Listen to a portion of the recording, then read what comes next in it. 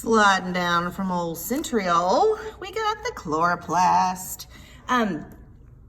Chloroplast has the end of the word plast actually is a classification of a type of organelle, a plastid, which, I mean, when you get to high school and college, you'll talk about plastids and their history and their story because they are an interesting group of organelles in a cell.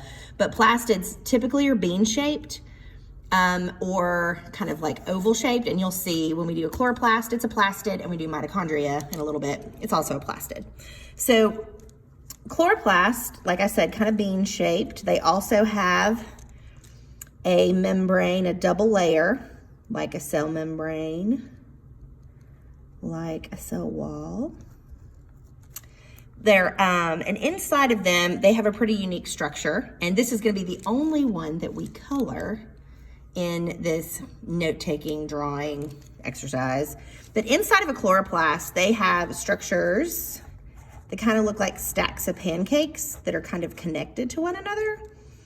And you don't have to make them super, like artsy-fartsy. Just kind of make stacks of pancakes, kind of connect them to one another using these kind of bar-shaped things. And you got, oh, sorry.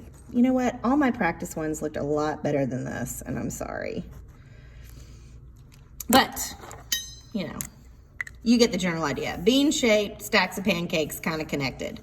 Get yourself a green marker, crayon, colored pencil, pastel, oil, I don't care, finger paint. Chloroplasts have these things inside are called thylakoids. You don't need to know that in 7th grade, but this structure on the inside is filled with chlorophyll. Chlorophyll is the chemical that absorbs energy from sunlight. And inside of chloroplasts, you have chlorophyll in these structures.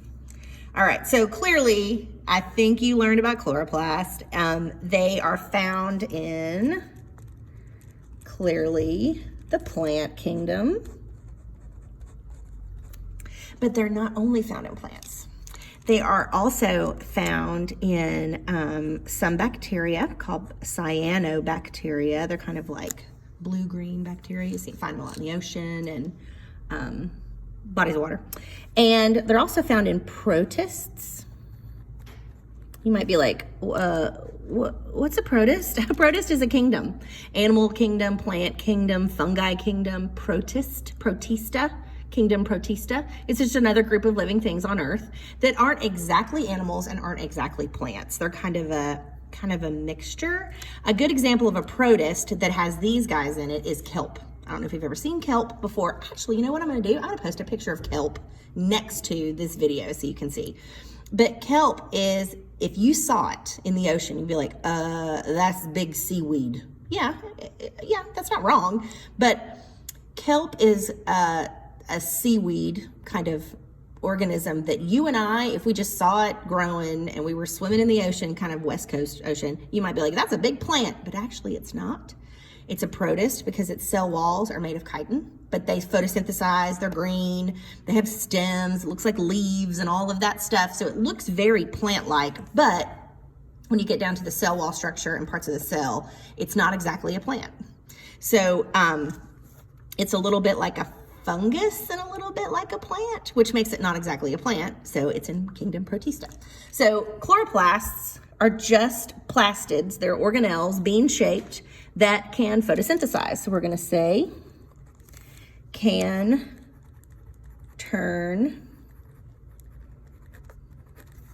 move that over, energy from the sun